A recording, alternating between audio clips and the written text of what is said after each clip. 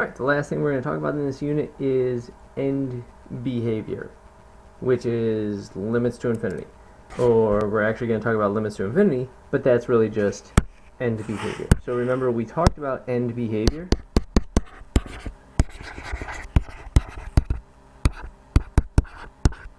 when we talked about polynomials. So we could tell the end behavior of a polynomial based on its degree and its leading coefficient. We also talked about end behavior in the rational functions unit, because end behavior in the rational functions unit had to do with the horizontal or oblique asymptote. That's what we're going to be doing right now, mainly. So, we want to evaluate the limit as x goes to infinity of 7 minus 3 over x squared. So here there's a couple ways we can approach this. They're all really the same thing. They're going to have to do with end behavior and horizontal asymptotes. So the first thing I can do is I can split this up, and we can say, okay, what's the limit as x goes to infinity of 7 minus the limit as x goes to infinity of 3 over x squared? Well, I know this limit here, if this is just a constant, then the limit has to be 7, right? Because if I picture the horizontal line y equals 7, as x goes to infinity, it just stays 7 the whole time. So this is 7 minus, well, what's going on with this function? Well, a couple things. One, I know that there is a horizontal asymptote of y equals 0. So if you picture this function, as x is getting really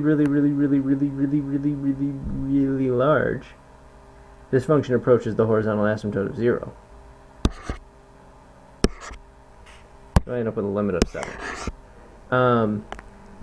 Another way to think about that, well, it's not really terribly different, but we did talk about it in the last video that anytime you have a number divided by infinity, that always goes to 0. So that's a different way to think about it. The other thing we could do here is, and this is what we'll have to do sometimes, is I can rewrite this as the limit as x goes to infinity of, and I can get a common denominator, 7x squared minus 3 over x squared. Now I can see this function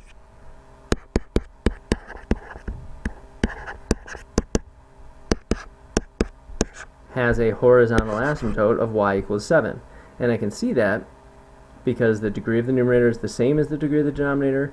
Therefore, I take the ratio of the leading coefficients, 7 over 1. So I know my limit is going to be 7. Another technique that we'll look at is very similar to kind of the combination of these two, but that is whenever we have a limit going to either positive or negative infinity,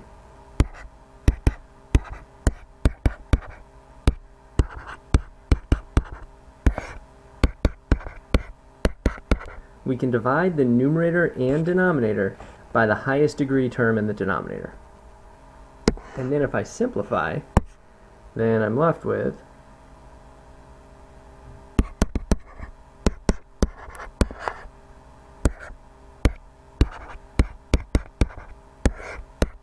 this, which essentially is actually what I started with, right? I mean, it's the same thing.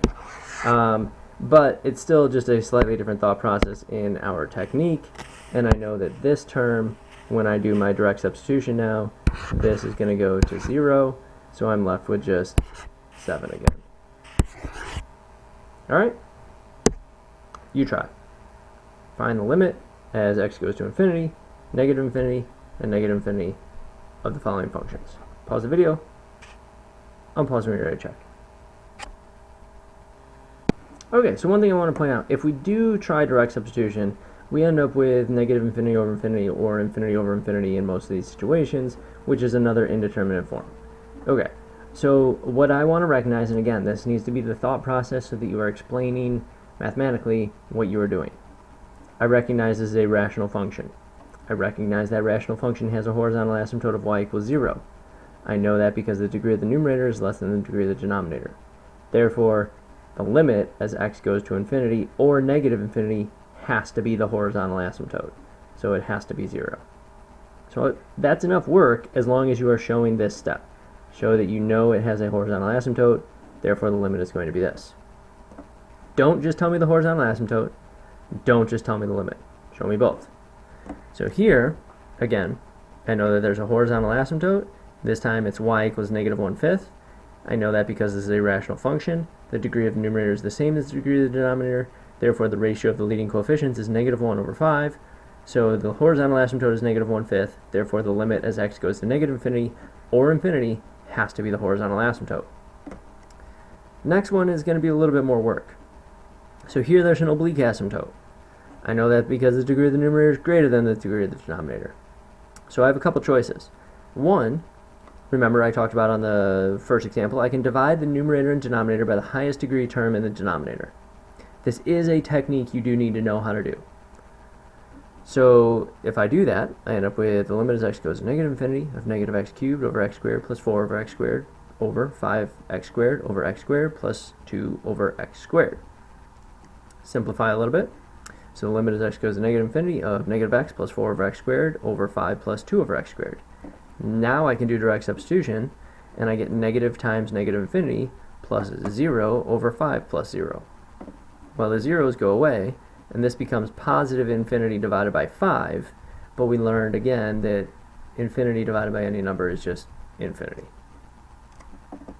Or I could do long division. So remember, to find an oblique asymptote, we do long division. So if I do long division, all I care about is the first term, because the first term is going to tell me the end behavior of the polynomial, which is the oblique asymptote. So the first term is negative 1/5 x. That has a negative slope, odd degree. So I know that is going to be a line that looks like this.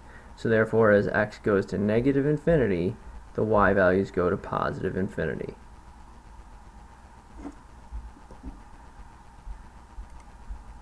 Next, I want you to try these. The limit as x goes to 4 from the left of this function, and the limit as x goes to 4 of this function.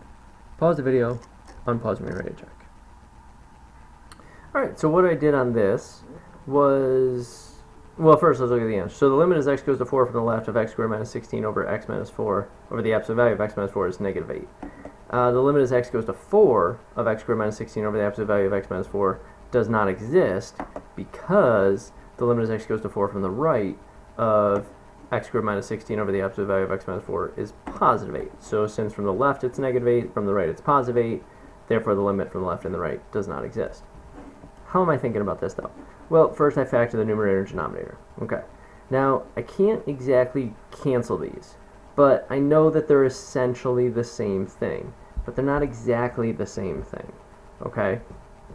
So, similar to when I just have a graph of like x minus 4 over absolute value of x minus 4, and that always equals 1 or negative 1, that same sort of idea is going to happen here. So this term, as x is getting close to 4, is essentially going to be 8, this value right here. And then these are essentially going to reduce with each other to leave either a 1 or a negative 1. And so that's what I have to figure out is, okay, this is going to be 8, but is this going to combine to be 1 or negative 1? So if I think about, okay, what if I plug in something really close to 4, but from the left? So that would be like 3.99. Well, this number is positive. It's going to be very close to 8. This number is going to be negative, but because this is an absolute value, it's always going to be positive. So I'm going to get positive over positive times negative, which leads to negative, so therefore it's going to be negative 8.